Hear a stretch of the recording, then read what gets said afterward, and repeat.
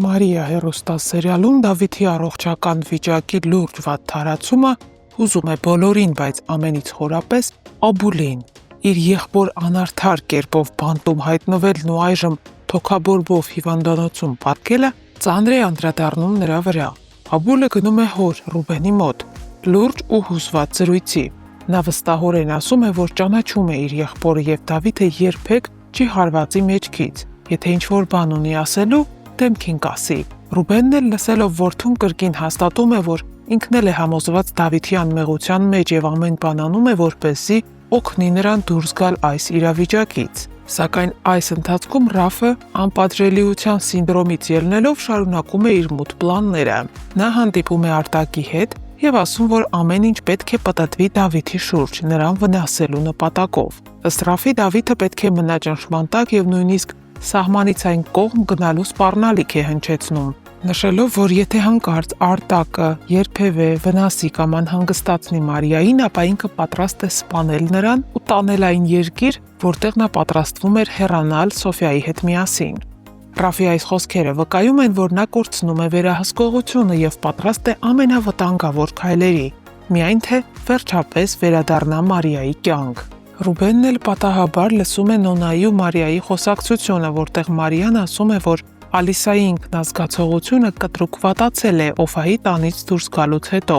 Սա Ռուբենին հունից հանում է։ Նա հասկանում է, որ մայրը կրկին գնացել է Օֆայի մոտ առանց իր գիտության, առանց մտածելու, որ այս անգամ իր միջամտությունը կարող է խլել վերջին հնարավորությունը ապրել այն սիրով, որը տարիներ շարունակ ճնշված է եղել։ Ռուբենն այս անգամ ոչ ոքի չի լսում։ Նույնիսկ Մարիայի փորձերը հետ պահել նրան արդեն անիմաստ են։ Ռուբենը ասում է. «Ես մեկ անգամ արդեն կորցրել եմ իմ կյանքի սերը, չեմ պատրաստվում երկրորդ անգամ նույնը անել»։ Նա գնում է Օֆայի տուն առանց հապաղելու։ Օֆան էլ առանց ցուցադրական հուզմունքի պատմում է Ռուբենին իրենց հանդիպման մասին։ Ասում է, որ տարիներ առաջ ինչպես տիկին Ալիսան հայտնվեց իր կյանքի ամենադժվար պահին ու խլեց իր երջանկությունը, հիմա կյանքի ավարտին մոտ նույն պահանջով է եկել՝ նորից հեռու մնալ Ռուբենից, նորից մեկուսանալ, նորից զոհել սերը։ Մարիան, ով գաղտնի հետևել էր Ռուբենին, կանգնած է դռան մոտ, լսելով ամբողջ խոսակցությունը։ Նա լռում է, լացում։ Օֆայի խոսքերը նրան ստիպում են հասկանալ, թե ինչ մեծ զոհողություն է անում այս կինը, Օֆան, և թե որքան անողոք ու սխալ էր Ալիսայի պահանջը։ Այս իրավիճակում պարզ է դառնում, Օֆան չի խլում ուրիշի ընտանիք, նա պարզապես տարիներ շարունակ ստիպված է եղել հրաժարվել իր սիրուց ուրիշների որոշումների պատճառով։ Հարգելի հետևորդներ, ըստ ձեզ, Ալիսայի այս արարքը արդյոք արդարացված մայրական պահվածք է, թե նա կրկնեց տարիների սխալը, կրկին զոհելով Օֆային ու նրա երջանկությունը։ Գրեք ձեր կարծիքները մեկնաբանություններում և բաժանորդագրվեք մեր ալիքին բաց չթողնելու համար ամենաթարմ զարգացումները։ Կարայինք չէ, մենք հիմա օրինակ տանը լինեինք։ Ես կլինեի անկապին քնած։ Ես սուրճ կխմեի տանը, սուրճ։ Մենք էլ նկարաման ենք խոսքում։ Ռեյսար։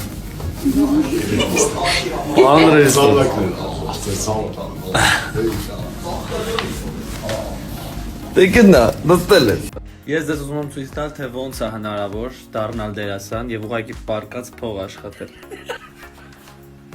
Խնդրեմ։ Սովինան, ինչի՞ չես աշխատում։ Ալլա, աշխատի։ Որովհետև չգիտեմ։ Այսօր եմ նկարահանման։ Այսօր նեժնի նկարահանումը էլի։ Անիմաս գովազդամ։ Չէ՞ սուր։ Նեժնին նստես սպասում եմ, երբ դու իրան գովազ կանես։ Ես Վարդանի կյանքից եմ ուզում։ Կրավաթս քանդելա մեջը պարկելա։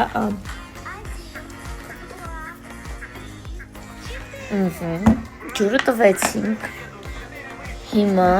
տալիս ենք ուտելիքը։ Հələ մի բանը ես եմ իրան խանգարում, իրան մլծիկից խանգարում եմ, կտրում եմ իրան։ Ես էլ եմ ուզում սա։ Время пройдет, и ты забудешь все, что было с тобой у нас, с тобой у нас. Bye, siz tağanda merelen çok. Սուրենը կռիվ անում, թե ուրա թամին, ես 2 րոպե շուտ հասել եմ։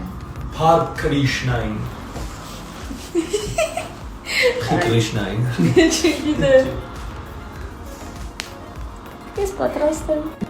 Մենք ֆիլտրով ենք ստորի անում, որ մեր տանջված դեմքերը չտենակ։ Երեխեք դուք գիտեք մի քիչ բարդ տեսարան ենք խաղացել այսօր, երկուսով, այն որ ուժ չունենք։ Հա, սպառվել ենք, բայց ասա որ ժամը 6:10, ես դեռ ուրան TV-ում եմ։ Դեռ նկարահանման եմ, ես բայդրությամբ պետք է նոր կրկնեմ առավոտին 9:30-ից էստեղ եմ, 3:00-ից եւ վաղ էստեղ եմ։ Я в плену, помогите։ Այսենց վաղեմի ընկերներով Գևորգին ուսանողական տարիների ընկերն է, իսկ Ռոմելը իմ լավ ընկերն է։ Եկեք պրիմերային։ Այո, Սպասեք առաջիկա լարված սերիաներին։ Երևի կհայտնվի։ Երևին որ նա հայտնվելու է, չէ՞ Գրիգ։ Այո։ Ես այսօր այնքան բան եմ հասցրել անեմ, ուղղակի չեք կարա պատկերացնեք, իսկ պատկերացնելու համար մենակ մի բան կասեմ։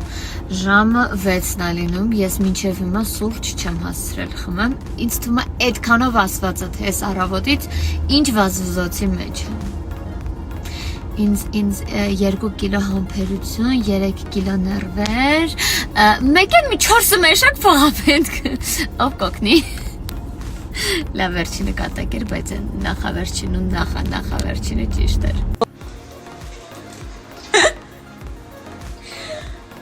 Աղջիկս կոֆե է պատրաստում։ Տոկը չտա։ Չէ, պլաստմասը։ Նկարում չէ, մենք կնոց աշխատանք ունենանք, որ մեր գործը սկսվի ժամը 3-ից 3-ը։ 3-ին ու 6-ին ավարտվի։ Ինչ վատ կլիներ։ Շատ փող չենք ուզում, լավ 3 ժամը։ Շատ չէ, մի քիչ չկանը որ։ Նորմալ։